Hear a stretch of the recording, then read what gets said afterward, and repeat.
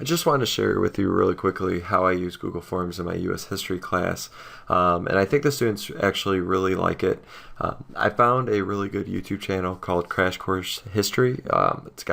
By a guy named John Green.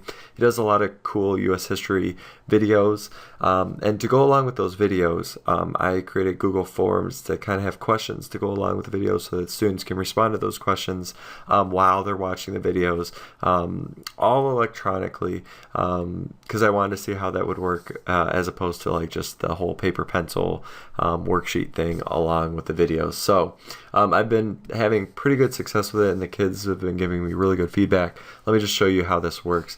So I have my class website. Students will go to my U.S. history page and go to homework videos.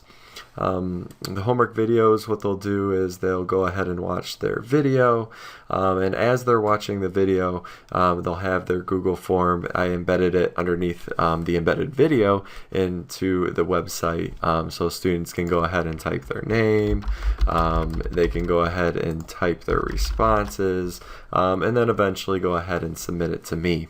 What's really cool again about Google Forms is then I get that in the form of a spreadsheet, so I can go ahead and take a look at student responses and stuff like that. So I have all of my edited forms here. I can go ahead and take a look at what kind of questions I'm asking. I can delete them, I can edit them and stuff like that, or I can, like I said, look at the student responses, and I can kind of just go from there. Now for this class, obviously it's a little bit annoying to look at the spreadsheet, especially with some of the students writing paragraphs of work, but transferring this over to a Microsoft Excel document and then mail merging that into a Word file, I'm able to just go ahead and look at all the student responses as if they turned it into me on a word processor, Word document, and it just saves a lot of time and hassle for the students, and it saves a lot of paperwork, a lot of grading and moving papers and stuff like that.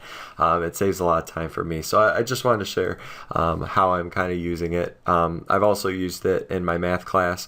After kids will take a test, for example, the students will tell me like what questions they got wrong or how many points off they got on certain questions, so that I can kind of see how many questions were wrong, or which type of questions kids are struggling with, and which questions kids aren't having problems with. And if they aren't having problems, then I tend not to worry too much about it. But if, for example, like if you can see here, question 14, quite a lot of people had some issues with it, so we addressed that the day after the kids entered those for me.